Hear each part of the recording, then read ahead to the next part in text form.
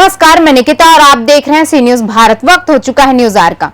श्रमदान और आपसी सहयोग से बोगा साड़म के ग्रामीणों ने बुद्ध नदी पर लकड़ी और बांस का पुल बना दिया। नदी का जलस्तर बढ़ जाने के कारण ग्रामीणों को नदी के उस पार जाने में परेशानी हो रही थी। गांव पूरी तरह टापू में तब्दील हो गया था। पुल बनने में 200 लोगों ने 2 दिनों तक अथक प्रयास किया, जिसके दम पर लगभग 200 फीट लंबा बांस व लकड़ी का पुल बनकर तैयार हो गया है। पुल बनने के बाद आज पतथल गड़ा के पंचायत प्रतिनिधियों ने फीता काटकर इसका विधिवत उद्घाटन भी कर दिया। ग्रामीणों ने बताया कि बुद्ध नदी पर पुल नहीं रहने के कारण बरसात के दिनों में उनका गांव टापू में तब्दील हो जाता है, जिससे यहां के किसान नदी पार स्थित अपने खेतों में जाकर ना तो खेती कर पाते हैं और ना ही मवेशियों को ही चरा पाते हैं। वहीं इस स्थिति से बचने के लिए गांव के सभी लोग एकजुट होकर श्रमदान से नदी पर बांस और लकड़ी का पुल बनाया। बता दें कि 1 महीना पहले भी इस नदी पर पुल बनाने का प्रयास किया गया था, लेकिन नदी में पानी के तेज बहाव के कारण बांस और लकड़ी बह गए थे, जिससे निराश होने के बजाय ग्रामीण एक बार फिर से एकजुट हो गए और हिम्मत और अथक प्रयास के दम पर इस नदी पर पुल बना डाला। आने जाने में दिक्कत है सभी को। यहाँ पे खेती बाड़ी गृहस्थी इधर भी है, तो आने जाने में दिक्कत होता है। इसी चलते हम लोग अपना से इस तरह लकड़ी से व्यवस्था करके और बना के और चल रहे हैं। ये तो इधर है एक ही बस्ती है, नावाडी से बोगा सड़म इधर है, और पाही के भी है, उधर सिकरी तरफ है, गोपेरा है, रखात है, महली टांड है, मतलब इधर पाही है सर। तो उधर वाला के भी आने में दिक्कत हो रहा है और इधर वाला के भी आने जाने में दिक्कत हो रहा है। कभी बाढ़ आ जाता है तो वही पार रह जाते हैं, इधर ही जंगली तरफ।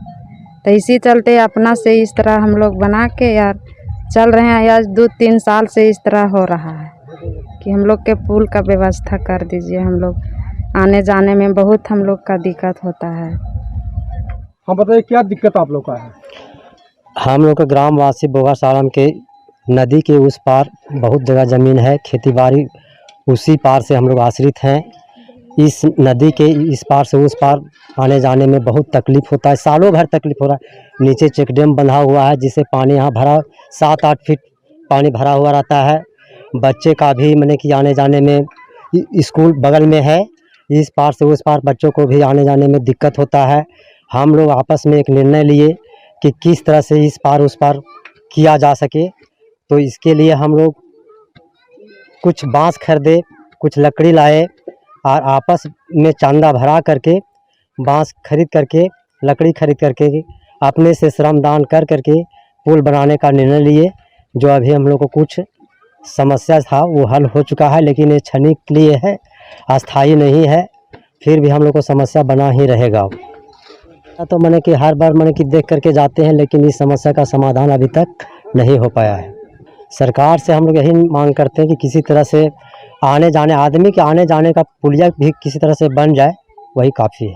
बहुत दिक्कत हो रहा है, क्योंकि हम लोग जब भी स्कूल जाते हैं, अगर बारिश के मौसम में हम लोग को यहाँ बाढ़ आ जाता है तो घूम के चली जाते हैं घर, इसलिए हम लोग के पढ़ाई में थोड़ा दिक्कत होता है। लेकिन आपको बांस का पुल बन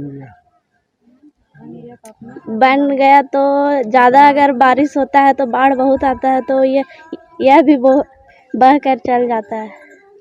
सरकार से क्या चाहते हैं? सरकार से हम यही चाहते हैं कि यहाँ पुल बने। तो पढ़ाने के लिए बहुत तकलीफ है। हम लोग को ऐसा तकलीफ था कि हम लोग बांस के बनाए लिए और ऐसे आना जाना कर रहे हैं। नेता लोग आता है, कुछ नहीं ध्यान देता कि वोट के समय कहता है कि वोट लाओ करो, आ देंगे वह करेंगे, तभी कोई ध्यान नहीं देता है। झारखंड से सी न्यूज संवाददाता हिलाल की रिपोर्ट। बहरहाल इलाके के जनप्रतिनिधि कब जागते हैं और ग्रामीणों को इस जीवंत समस्या से निजात कब मिलती है, ये तो आने वाला समय ही बताएगा।